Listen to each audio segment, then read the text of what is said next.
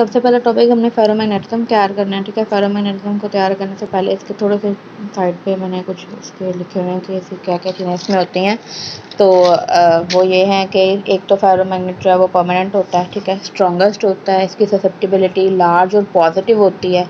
High temperature के ऊपर ये पैरामैग्नेट बन जाता है। फेरोमैग्नेट जो होता है बिलो क्रिटिकल टेम्परेचर जो है वो अपने सारे वो इफेक्ट्स वगैरह शो करता है, लेकिन जैसे ही वो क्रिटिकल टेम्परेचर से अबव चला जाता है तो वो एज अ पैरामैग्नेटिक जो सब्सटेंस है मटेरियल है वो भी उस तरीके से बिहेव करता है।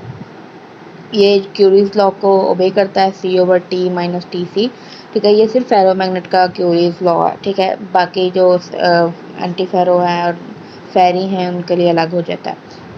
इसके कुछ एग्जांपल्स हैं आयरन, कोबाल्ट और निकल, और इसकी स्पिन जो है वो अलाइन होती है even without applying any magnetic field.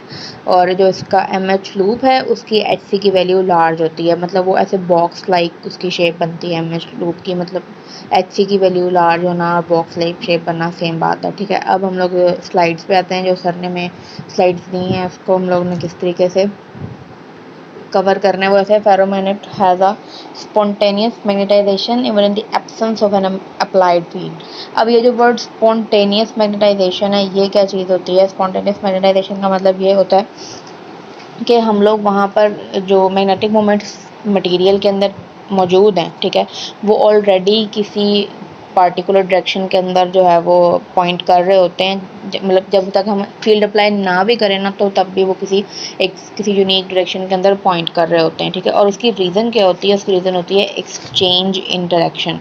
Exchange interaction का जो है वो सर ने कोई इतना ख़ास वो नहीं बताया कि इसमें क्या होता है, वो सर ने पिछला चैप्टर था वो सर ने स्किप करवाया है, लेकिन यहाँ पे रीज़न लिखी गई उसकी एक्सचेंज इंटरेक्शन है, ठीक है। सिद्रा ने एक्सचेंज इंटरेक्शन को कुछ इस तरीके से बताया था कि जो electrostatic interaction arising because charges of the same sign, मतलब कि अगर अप और अप स्पिन है वो इकट्ठी एक साथ आ जाएगी तो वो उसमें एनर्जी कोस्ट करेगा वो, ठीक है, मतलब एनर्जी लगेगी। लेकिन जैसे ही सेम स्पिन थोड़ी सी दूर जाएंगे एक दूसरे से तो उनकी जो एनर्जी होगी ना वो सेव होगी, मतलब वो वहाँ पे एनर्जी खर्च नहीं होगी कोई, ठीक है। ये एक्सचेंज इंटरेक्शन है और वो ये एक्सचेंज इंटरेक्शन का मतलब भी यही है कि स्पिन जो है ना वो उसकी सीधी होनी शुरू हो जाती हैं, अलाइन होना, ठीक है। ये इन शॉर्ट में ऐसे हम लोग कह सकते हैं। अच्छा, अब नेक्स्ट है कि नेक्स्ट पॉइंट है जब फेरोमैग्नेट पे हमने कोई भी फील्ड अप्लाई करनी है, ठीक है, तब क्या होगा? जब हम फेरोमैग्नेट पे फील्ड अप्लाई करेंगे तो उन्होंने कहा कि उसका हैमिल्टोनियन ऑपरेटर, यहाँ पे वो वर्ड हैमिल्टोनियन ठीक से आ नहीं रहा, तो क्या कहते हैं हम लोग इस तरीके से करते हैं। हैमिल्टोनियन क्या चीज़ होती है? सबसे पहले हम ये देखें, हैमिल्टोनियन जो है वो हमारे पास टोटल एनर्जी होती है, ठीक है। टोटल एनर्जी में काइनेटिक एनर्जी, पोटेंशियल एनर्जी, कोई भी एनर्जीज आ रही हैं सिस्टम की वो आ जाती हैं। अब इस सिस्टम के अंदर हमारे पास दो एनर्जीज आ रही हैं, एक एक्सचेंज एनर्जी आ रही है, ठीक है, वो उसको हाइजेनबर्ग एक्सचेंज एनर्जी बोलते हैं, और एक जीमन एनर्जी आ रही है। तो हैमिल्टोनियन ऑपरेटर में हम लोग क्या करेंगे कि H से हम हैमिल्टोनियन ऑपरेटर को शो करते हैं, और ये इसके अंदर हमने एक टर्म इसकी हमारे पास हाइजेनबर्ग एक्सचेंज एनर्जी है और दूसरी टर्म हमारे पास इसकी जीमन एनर्जी है, ठीक है। ये अगर हम लोग फील्ड अप्लाई करते हैं तब ये हाइजेनबर्ग उसका ये हैमिल्टोनियन ऑपरेटर उसका बनता है, ठीक है, अप्लाइड मैग्नेटिक फील्ड के बाद। अच्छा, अब आगे है okay the next thing is के अब हमने ये हाइजेनबर्ग पढ़ लिया, हमने पता लग गया दूसरी एनर्जी हमारे पास ये जीमन एनर्जी है। अब नेक्स्ट चीज़ ये है हमारे पास जे एक क्या चीज़ होती है। अब यहाँ पर इस इक्वेशन के अंदर जे और आई और ये एफ ये क्या चीज़ें हैं? एच तो हमें पता लग गया भाई कि ये हैमिल्टोनियन ऑपरेटर है, ठीक है। अब ये जो आई और जे लिखा हुआ है, ये वाला जे और एफ लिखे हुए हैं, ये वाली वैल्यूज़ ये क्या चीज़ होती हैं असल में?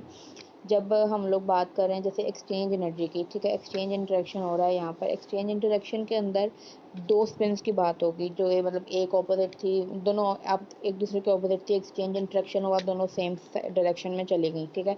अब दो स्पिन्स की बात करेंगे ना कि एक साथ वाली स्पिन की वजह से दूसरी स्पिन भी अलाइन हो गई, ये इस वजह से क्या कहते हैं हम दो स्पिन्स की बात करेंगे। अब एक स्पिन को हमने आई कह दिया, दूसरे स्पिन को हमने जे कह दिया। अब जे जो कैपिटल जे है वो हमारे पास टोटल एंगुलर मोमेंटम को शो करता है, ठीक है, जिसकी वैल्यू हमें पता है जे इज इक्वल टू होती है एल प्लस एस, ठीक है, एल प्लस एस होती है।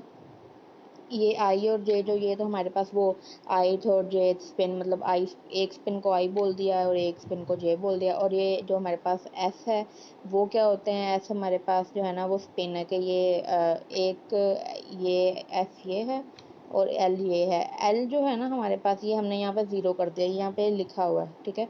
एल हमने ज़ीरो किया है। एल का मतलब होता है यहाँ पे orbital angular momentum. Total angular momentum is equal to orbital angular momentum and spin angular momentum, ठीक है। ऑर्बिटल एंगुलर मोमेंटम को हमने जीरो कर दिया तो पीछे रह गया सिर्फ स्पिन। तो हम कह देंगे भाई जे इज इक्वल टू हमारे पास ऐसा आ गया, ठीक है। तो क्योंकि ये टर्म हमारे पास कट हो जाएगी, अब जे इज इक्वल टू ऐसा आया तो ये वाला ऐसा ना ये यही ऐसा है, ठीक है, कि मतलब यही स्पिन एंगुलर मोमेंटम है। Spin angular momentum of I and spin angular momentum of हमारे पास जे आ जाएगा, ठीक है। ये जे जी म्यू बी है, जी वो लैग्रांजियन जो हमारे पास कांस्टेंट था वो है। म्यू बी बोहर वाला आ गया हमारे पास। और ये हमने समेशन ये वाली तो फील्ड आ गई हमारे पास।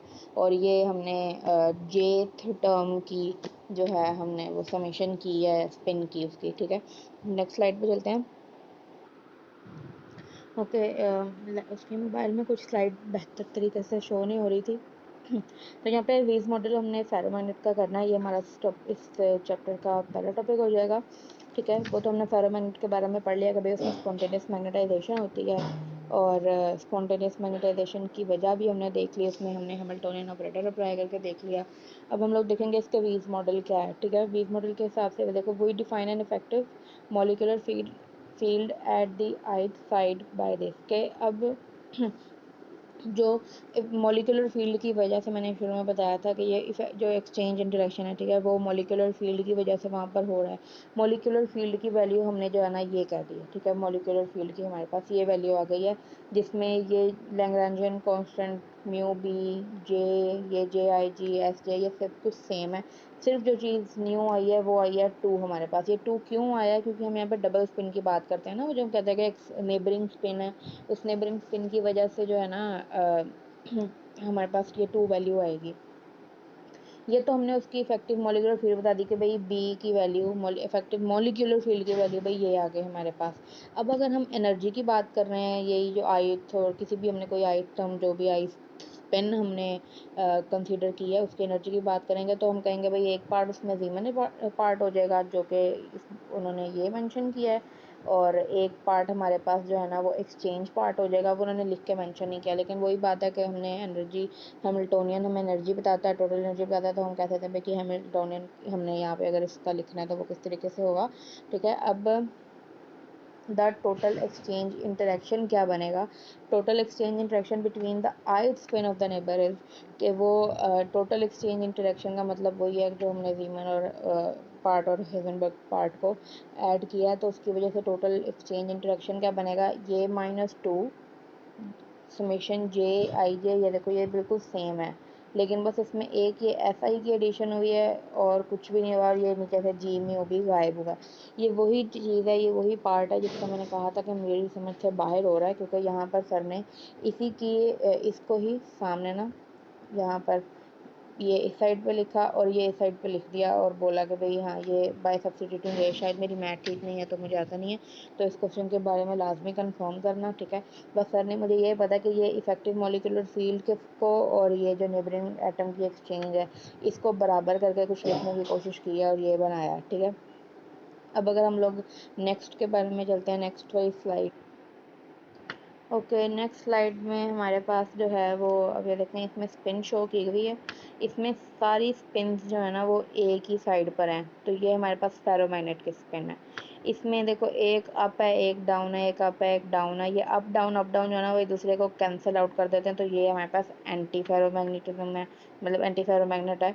और ये हमारे पास जो है ना वो स्पिन ग्लास की है। ये स्पिन ग्लास जो है ना जो क्या होता है इसके बारे में मुझे कुछ नहीं पता, क्योंकि ये मज़ीद आगे वाली स्लाइड्स में हम पढ़ेंगे, ठीक है। अब इसके जो थेरी है वो नीचे क्या लिखी हुई है, exchange interaction is replaced by an effective molecular field produced by the neighbouring spins, ठीक है। वो मैं पहले बता चुकी हूँ कि जब हम लोग इफेक्टिव मॉलिक्यूलर फील्ड की वजह से एक्सचेंज इंटरेक्शन हुआ था ना, तो उन्होंने क्या किया, एक्सचेंज इंटरेक्शन की जगह उन्होंने इफेक्टिव मॉलिक्यूलर फील्ड लिख दिया यहाँ पे, ठीक है। अब क्या कहते हैं, उन्होंने कहा कि अब हम लोग जो इफेक्टिव हैमिल्टोनियन है उसको हम कैसे लिख सकते हैं, उसको हम इस तरीके से लिख सकते हैं जो मैंने मतलब यहाँ पे मेंशन किया है। ये सारी वैल्यू जो हमारे पास सारी वैल्यू जो होगी इफेक्टिव मॉलिक्यूलर फील्ड की आ जाएगी। अच्छा, उसके बाद क्या है, हैमिल्टोनियन की हमारे पास ये वैल्यू आ गई G mu B summation I और S I plus B M F. अब अगर हम लोग देखें तो मतलब यहाँ पे उन्होंने लिखा है कि जो कि अब हैमिल्टोनियन एक पैरामैग्नेट का जो हैमिल्टोनियन बनता है ना, जिसमें मैग्नेटिक फील्ड हमारे पास ऐड होती है, तो वो कहते हैं ये बिल्कुल उस तरीके से लगता है कि हम इसको पैरामैग्नेट के तौर पर लिख सकते हैं कि अब यहाँ पे ये पैरामैग्नेट के तौर पर काम करना शुरू हो गया हुआ है।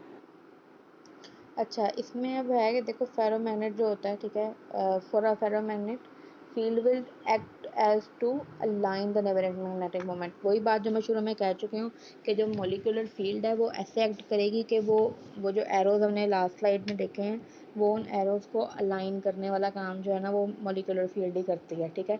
अब यहाँ पर ये पॉजिटिव और नेगेटिव मॉलिक्यूलर फील्ड के बारे में जो बात कर रहे हैं वो क्यों कर रहे हैं, यहाँ पर इसमें मेंशन कर रहे हैं जो वो ऐसे है। पॉजिटिव और नेगेटिव का मतलब ये है कि जो मैंने बताया ना कि फेरोमैग्नेट की जो स्पिन है वो सारी एक डायरेक्शन में है, ठीक है। जो फेरोमैग्नेटिक की स्पिन होती है वो एक डायरेक्शन में है यहाँ पे, और जो एंटी फेरोमैग्नेट है उसकी ओपोजिट है, ठीक है। यहाँ पर